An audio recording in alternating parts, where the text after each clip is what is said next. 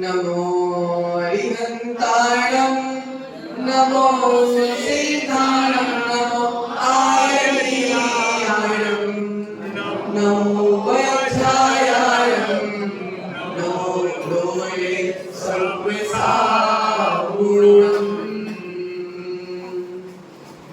यस्य स्वयं स्वभावाप्ति रभावे रस्मिकर्मणः तस्मै सज्ञानरूपाय नमोस्तु परमात्मने नमोस्तु परमात्मने नमोस्तु परमात्मने मेरे पवित्र मन में गुरुदेव आओ मैं शास्त्र वाचन करूं प्रतिभा जगाओ अनंत वासित सदी शुद्ध देव नाओ क्या बोलना अब मुझे तुम ही बताओ क्या बोलना अब मुझे तुम ही बताओ क्या बोलना अब मुझे तुम ही बताओ अनंत अनंत सिद्ध परमेश्वरी भगवान की जय जो देवादिदेव 1008 श्री हंसनाथ भगवान की जय जय बोलिए देवादिदेव 1008 शीतलनाथ भगवान की जय जय बोलिए देवादिदेव 1024 तीर्थंकर भगवान की जय आचार्य परमेश्वरी पूज्यपाद स्वामी की जय आचार्य भगवंत गुरुवर विराग सागर जी महाराज की जय आचार्य भगवंत गुरुवर विशुद्ध सागर जी महाराज की जय मम दीक्षा गुरुवर आचार्य भगवान विभव सागर जी महाराज की जय अहिंसामय विश्व जैन धर्म की जय श्री सागर जी महाराज की जय संसागर जी महाराज की जय प्रियात्मन इष्टोपदेश की ग्रंथ के माध्यम से जीवन में हमारे द्वारा कौन सी त्रुटियां हो जाती हैं और कहां हम भटक जाते हैं उस भटकाव को दूर करने के लिए आचार्य भगवंत पूज्यपाद स्वामी हम सभी के आहुभाग्य से इष्टोपदेश जी की अगली कारिका का रचना करते हैं अपन उसको पढ़ने का प्रयास करते हैं भवन्ति प्राप्य यत् संघ भवन्ति प्राप्य यत् संघ भवन्ति प्राप्य यत् संघ भवन्ति प्राप्य यत् संघ मसुचीनि सुचीन्यपि भवन्ति प्राप्य यत् संघ भवन्ति प्राप्य यत् संघ मसुचीनि सुचीन्यपि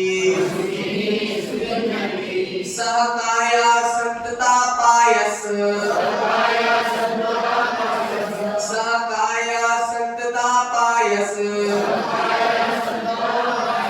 तदर्थं प्रार्थना व्यथा तदर्थं प्रार्थना व्यथा एक बार उच्चारण करिए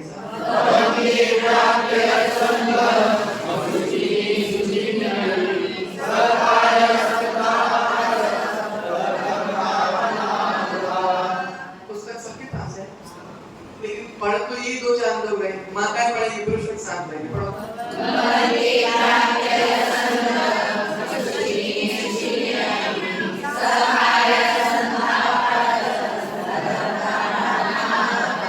तदर्थं प्रार्थना व्यथा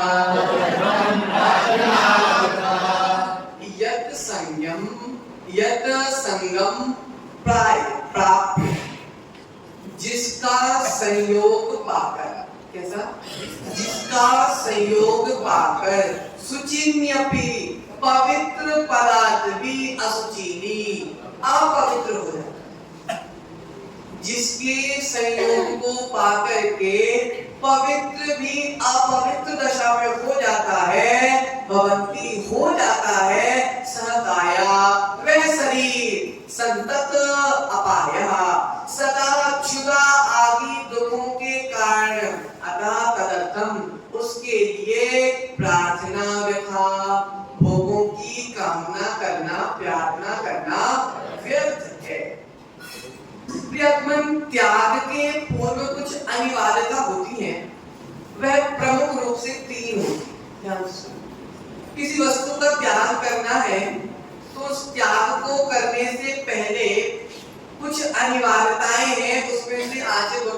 तीन अनिवार्यताओं की चर्चा की है। पहला है असुचिता का बोध होना। पहला क्या है बताओ? असुचिता का बोध होना। ये अशुद्ध है, ये अशुद्ध है, ये अशुद्ध है, ये मेरे योग्य नहीं है और ये कभी शुद्ध होने वाला नहीं। जब हमारे मन में असुचिता का बोध, असुचिता हमारे दिमाग में स्थापित हो जाएगी कि ये असुचि है, अशुद्ध है, तो हम इसको प्रतिभाए छोड़ने का जल्दी प्रयास करें। फिर दूसरा कारण बता रहे हैं प्रतिकूलता का बोध। किसका बोध? जब मेरे जीवन में प्रतिकूल दशा आती है तो सबसे पहले यही साथ छोड़ता है। रिश्तेदार बाद में साथ छोड़ेंगे, सबसे पहले तुम्हारा शरीर ही तुम्हारा साथ छोड़ेगा। कब? प्रतिकूलता के समय। जिस समय उसकी जरूरत थी उसी समय साथ छोड़ता है। बेईमान नंबर 1। बोलो, शरीर बेईमान नंबर 1। उसके बाद भी तुम बेईमान के पीछे अपना ईमान खो रहे हो। बताओ, उसके बाद भी तुम बेईमान के पीछे अपना ईमान खो रहे हो। बोलो ना, तुम मूर्ख हो कि होशियार हो? बहुत बढ़िया, आनंद आता है। प्रियात्मन फिर तीसरा बोल रहे हैं कि उसके माध्यम से जो दुख आने वाले हैं उन दुख का फल क्या होगा? अर्थात दूर दृष्टि। आए नहीं, कहाँ चलेगा दूर दृष्टि? खबर करते ना आचार्य कह रहे हैं भविष्य में जो उसके फल होंगे उसका क्या परिणाम होगा उसको हमने नहीं सोचा। वर्तमान में काम करते जा रहे हैं, लेकिन उसका जब फल भविष्य में आएगा तो उसका क्या दशा होगी, हमारी क्या दशा होगी, इसका चिंतन भी हमने नहीं किया। आचार्य कह रहे हैं दूर दृष्टि। भैया अपनी दृष्टि को थोड़ा दूर भी रखो कि वर्तमान की मेरी क्रिया। माताओं, जब तुम मायाचारी करती हो, जब तुम दूसरे को छलने का प्रयास करती हो, एक बार चिंतन करना कि भविष्य में मायाचारी का फल क्या है। बोलो ना, माया त्यज्यो नस्य। ये चिंतन अगर तुम कर लोगी तो मायाचारी में तुम समता परिणाम है। लेकिन हमने भविष्य की चिंता नहीं की। आचार्य भगवान पूज्यपाद स्वामी हमसे किसी भी प्रकार के त्याग करने की बात नहीं करते। देखो, आचार्य भगवान पूज्यपाद स्वामी मनोज भाई हमारे लिए किसी भी प्रकार के त्याग करने की बात नहीं कर रहे हैं। कुंद स्वामी ने भी समय सार में किसी त्याग की बात नहीं की, किसी भी आचार्य ने किसी त्याग की बात नहीं की। उन्होंने तो क्या बोला? आश्रव का त्याग कर दो, बस। ना आलू का त्याग करना है, ना प्याज का त्याग करना है, रात्रि भोजन का त्याग करना, ना किसी का त्याग करना, केवल किसका त्याग करना है? आश्रव का त्याग करना है। अब अच्छे भाई, जिसने आश्रव का त्याग कर दिया उसके जीवन में कोई पाप बचेंगे क्या? नहीं बचेगा। तो आचार्य कह रहे आश्रव का त्याग करो। क्यों त्याग करो आश्रव का? क्योंकि आश्रव असुचि है, अशुद्ध है। कैसी है? असुचि है, शुचि नहीं है, शुद्ध नहीं है, अशुद्ध है। आत्मा, आश्रव आत्मा के स्वभाव के प्रतिकूल है। आत्मा का स्वभाव कर्म बंधन है कि कर्म क्षय है? बताओ, आत्मा का स्वभाव कर्म काटना है कि कर्म जोड़ना है? आप लोग जरूर इसके विपरीत चलते हो, मैं पता है, लेकिन आचार्य कह रहे हैं कि आत्मा के स्वभाव से प्रतिकूल है। कौन? आश्रव। अब हम पर क्या जाना? प्रतिकूल जो है उसका त्याग करना। क्या? जो प्रतिकूल है उसका त्याग करना। तो आत्मा के स्वभाव से प्रतिकूल है आश्रव और आत्मा के स्वभाव के अनुकूल है निजर। समझ में?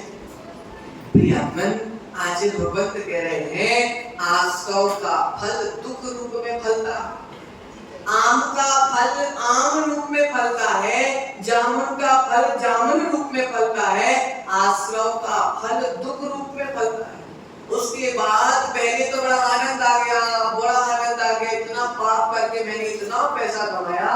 महाराज तुम क्या जानो पैसे कमाने का जो सुख मुझको मिलता है। कैसे भी आए, नीति से अनीति से कैसे भी आए महाराज, कैसे भी आए इसकी चिंता नहीं करो, आ गए इसकी चिंता। संजय भाई जैसे भी आ रहे आने दो, पेट के साथ पेटी भी भरते जाओ पेट के साथ पेटी। आचार्य कह रहे हैं जब जोड़ रहे हो मधु भाई बड़ा आनंद आ रहा है, मुझसे बड़ा धनवान तो खानदू को दूसरा हो ही नहीं सकता, अगर कोई होगा तो भी उसको टक्कर दे दूंगा चाहे कैसे भी टक्कर हो। तो आचार्य कह रहे हैं आश्रव करने में तो बड़ा आनंद आता है, लेकिन जब फल उदय में आता है तो कहीं भी मुंह दिखाने को नहीं छोड़ता, कहीं मुंह दिखाने को भी नहीं छोड़ता।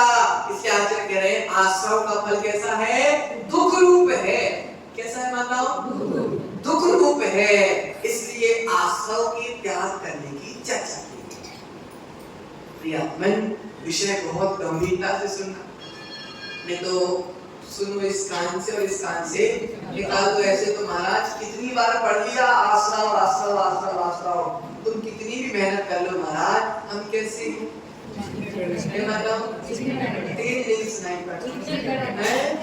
चिकनी घड़े कितनी प्यार से अपनी विशेषताएं इतने प्यार से तुम अपनी विशेषताएं बताती हो। मान लो ये विशेषता मंच में तुम्हें माइक में किसी कहने बोला तो मैं मूर्ख हूँ, मैं शराबी हूँ, मैं जुआरी हूँ, बोल दोगी माता? नाक चली जाएगी महाराज।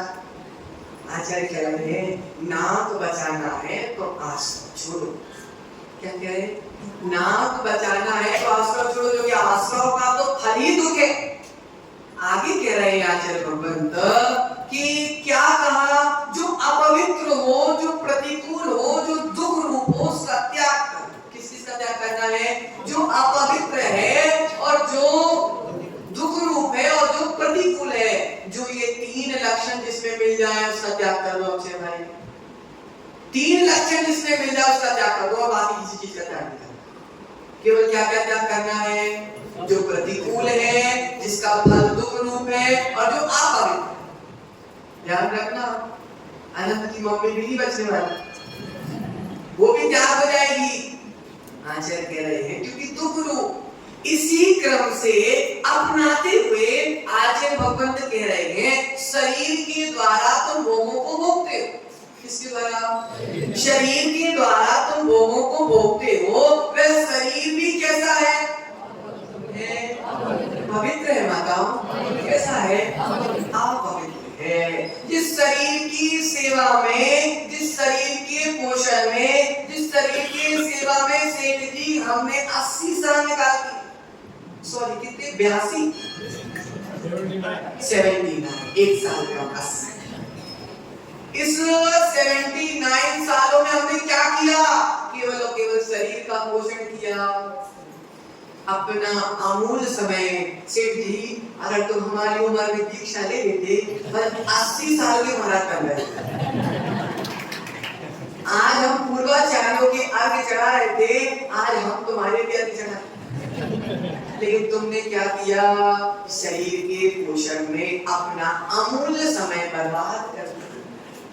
अमूल्य समय, कीमती समय, जितने समय में हम आत्मा के कर्मों को निकालने का प्रयास कर सकते थे, उतने समय में हमने कर्मों को और जोड़ दिया।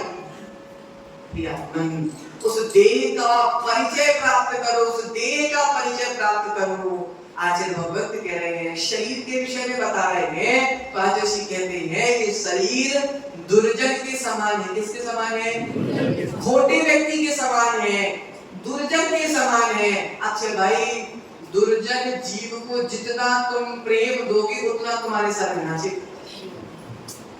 दुर्जन तुम जितना उसको सह दोगे, जितना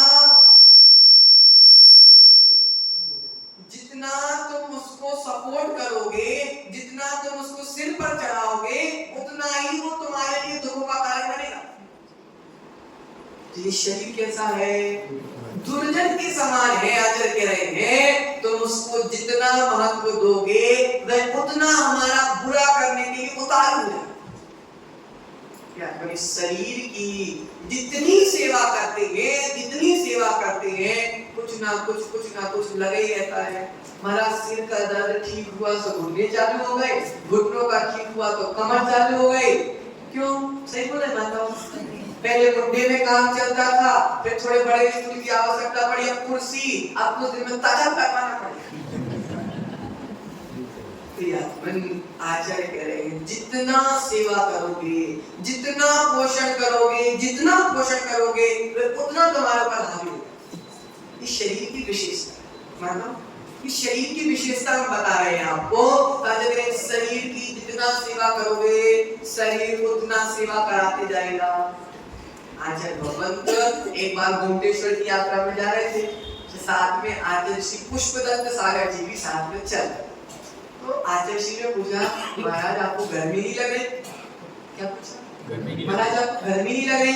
तो पुष्पदत्त सागर जी ने जवाब दिया, टांगे का घोड़ा। क्या बोला बताओ?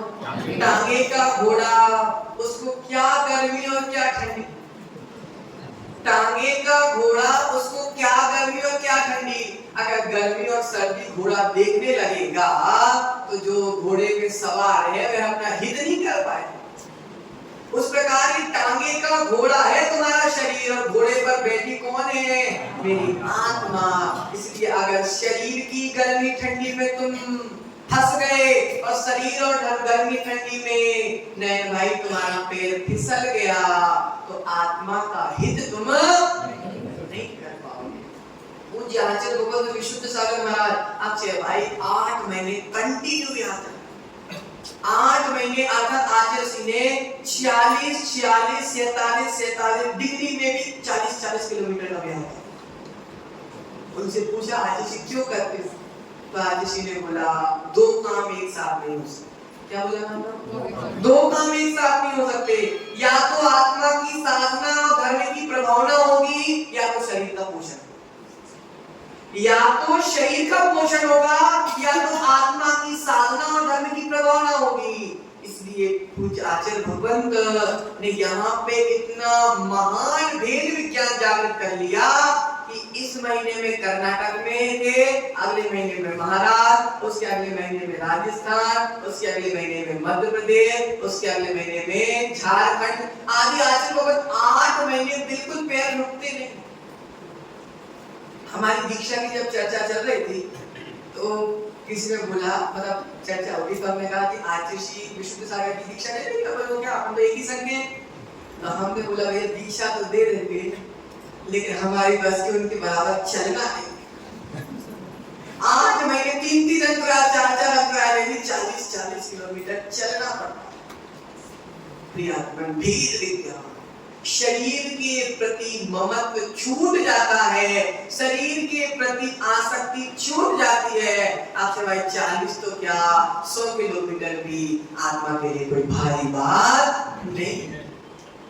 प्रियात्मन आचार्य भगवंत कह रहे हैं कि भेद विज्ञान, जब तक भेद विज्ञान जागृत नहीं होने वाला, जब तक मनोज भाई, अशोक भाई हम शरीर का पोषण करते रहेंगे। कितना अच्छा खिलाया इंद्रजीत अंकल, क्या नहीं खिलाया तुमने शरीर को? खूब अच्छा खिलाया। 5 स्टार, 6 स्टार, 7 स्टार आदि स्टारों में बहुत भोजन किए तुमने। 5 स्टार का एक प्रश्न का उत्तर दो। 5 स्टार का भोजन करने के बाद जब सुबह तुम 2 नंबर गए थे तो 5 स्टार जंगल गए थे? बोलो अच्छा भाई, 5 स्टार जंगल गए थे क्या? क्या भोजन पवित्र था, भोजन पवित्र था, लेकिन शरीर अपवित्र था। इस पवित्र का अपवित्र से संसर्ग हुआ तो पवित्र भी अपवित्र। क्या कह रहे आचार्य भगवंत कि इस शरीर को इतना अपवित्र है, इतना अपवित्र है, पवित्र से पवित्र वस्तु, पवित्र से पवित्र वस्तु इसके संपर्क में आती है तो वह भी अपवित्र हो जाती है। कितनी अच्छी साड़ी पहन के माता तुम लोग, कल भी एक साड़ी पहन के आओगी क्या? क्यों नहीं पहन के आओ?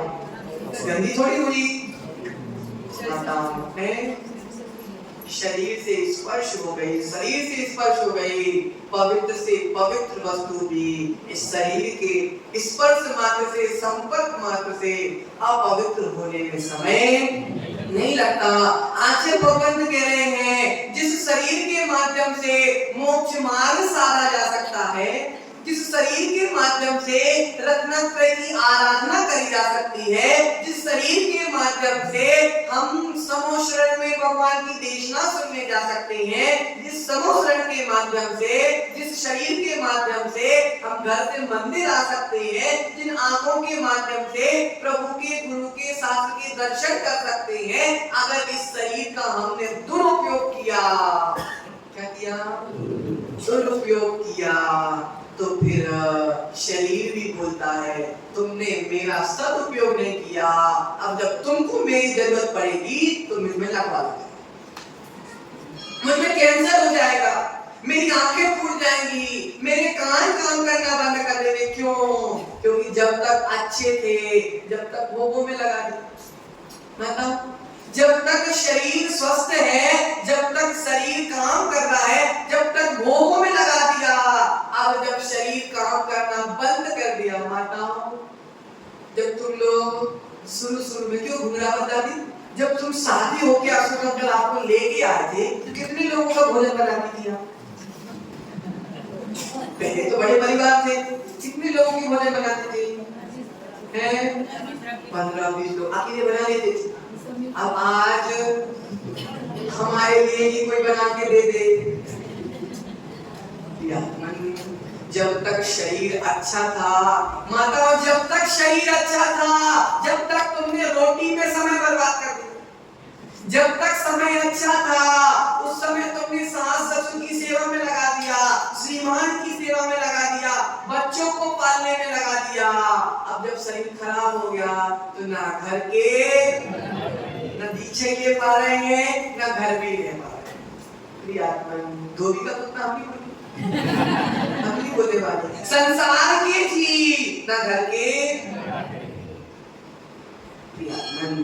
जब तक शरीर का सदुपयोग नहीं करेंगे, आप चवाई शरीर प्राप्त करने की कोई कीमत नहीं। शरीर तुमने प्राप्त किया है, काय के लिए किया है?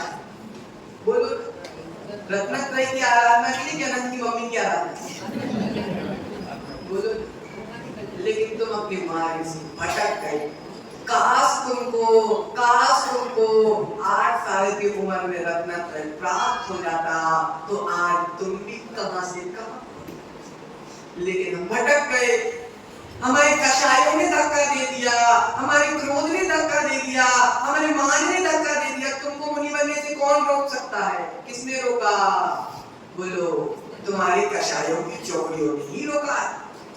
ऊपरी रूप से तुमको रोकने वाला कोई भी निमित्त मिल सकता है, लेकिन भीतर की कषाय तुम्हारी चारित्र मोहिनी कर्म ही तुमको जगा के बैठा है और तुमको बड़ा आनंद आ रहा। आनंद नहीं आ रहा? बोलो ना महाराज, आनंद आए ना आए, अब गले से बांधी गई है तो अब छीनना तो साधन कैसा भी हो। आचार्य भगवंत कह रहे एक कलम है, कलम में बराबर स्याही है। प्रशिष्ट भाई, एक कलम है, कलम में बराबर स्याही है। चाहे तुम जिनवाणी के अक्षर लिख दो, चाहे तुम गाली लिख दो, बताओ, कलम तो एक है, स्याही बराबर है। या तो तुम जिनवाणी के अक्षर लिख दो, चाहे तुम गाली लिख दो। आचार्य भगवंत कह रहे शरीर एक है, भीतर बैठी आत्मा में भी एक जैसे गुण है। चाहे तुम भोगों में बर्बाद कर दो, चाहे रत्नत्रय की आराधना करके भगवान। बताओ क्या करना है? भोगों में घूमना है कि भगवान बनना है? कलम तुम्हारे हाथ में, स्याही तुम्हारे हाथ में, पुरुषार्थ तुम्हारे हाथ में, बुद्धि तुम्हारे हाथ में। अब भैया सदुपयोग करोगे तो कल्याण कर लोगे, और दुरुपयोग करोगे तो फोटो खींचते रहेगा। खिलता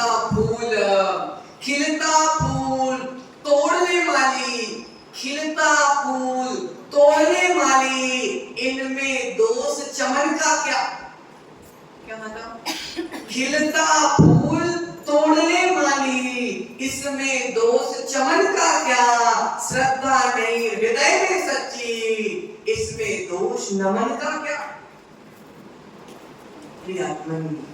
आचार्य भगवंत कह रहे भवंती प्राप्य संगा, इस शरीर के समागम को पाकर, इस शरीर के सानिध्य को पाकर, स्पर्श को पाकर, शुचिन्यपि, शुचि अर्थात पवित्र पदार्थ भी असुचि भवंती, अशुद्ध हो जाता है।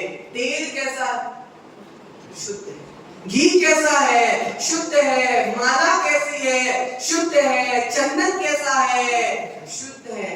लेकिन जब भी शरीर में तुमने लगाया उसके बाद जल पवित्र है कि नहीं है, जल पवित्र है कि नहीं है, उसी जल से नहा लो, उसी जल को पी लो। क्यों पवित्र जल, जल पवित्र है कि नहीं है अशोक भाई, उसी जल से नहा लो और उसी जल को पी लो, तो पवित्र है नहीं। शरीर के संपर्क में आ गया तो पवित्र जल भी अपवित्र हो गया। इसलिए आचार्य भगवत यहाँ पे कह रहे हैं ये है शरीर की दशा, ये है शरीर की दशा। निहारो शरीर की दशा को भैया, शरीर की दशा को निहारो। आचार्य भगवत कह रहे कहा प्रार्थना, शरीर के लिए प्रार्थना करना व्यर्थ है, भोगों के लिए प्रार्थना करना व्यर्थ है, क्योंकि तुम्हारी प्रार्थना करने से शरीर की अपवित्रता पवित्र होने वाली। एक प्रश्न का उत्तर देना कौन देगा, सोचते हैं कोई नया चेहरा देखते नाम नहीं पता। हाँ बताओ, अच्छा अंकल के पीछे वाले। हाँ आप खड़े हो जाए तो आपके पास दो खेत, कितने खेत हैं? दो खेत। एक में फसल उगती नहीं है, बंजर है, और एक में बहुत प्यारी फसल उगती है, ठीक है? इसलिए समझना, एक खेत तुम्हारा बंजर है और एक खेत में लहलहाती हरी भरी फसल उगती है, पानी किसमें डालोगे? क्यों? दूसरा खेत तुम्हारा नहीं क्या? बंजर है, पानी डालने से पानी की भी बर्बादी और समय की भी बर्बादी। देखो होशियार है बैठा। इनके पास दो खेत हैं, एक खेत बंजर है, एक खेत में हरी भरी फसल होती है, पानी हरी भरी वाले खेत में डालेंगे। क्यों? क्योंकि बंजर में पानी डालने से कोई मतलब नहीं है, समय की बर्बादी, पानी की बर्बादी और मेहनत की बर्बादी। उसी प्रकार अक्षय भाई तुम्हारे पास भी दो खेत हैं, एक शरीर रूपी खेत है, एक आत्मा रूपी खेत है। ये शरीर बंजर खेत है, आत्मा हरा भरा खेत है। पानी किसमें डालोगे? बोलो ना, पानी किसमें डालोगे? आत्मा में डालोगे, क्योंकि शरीर का पोषण करने में समय की भी बर्बादी है, शक्ति की भी बर्बादी है, और हाथ में कुछ आने वाला नंगा आया था और नंगा मुट्ठी बांधे आया था और हाथ पसारे चला जाएगा। लेकिन तुमने अगर आत्मा रूपी खेत में पानी डाल दिया, तुमने आत्मा रूपी खेत में पानी डाल दिया, प्रियात्मन एक दिन तुम्हारी आत्मा भी सिद्ध शिला पर पहुंच जाए। और अगर बंजर के पीछे पड़े रहे तो कल्याण होने वाला नहीं है।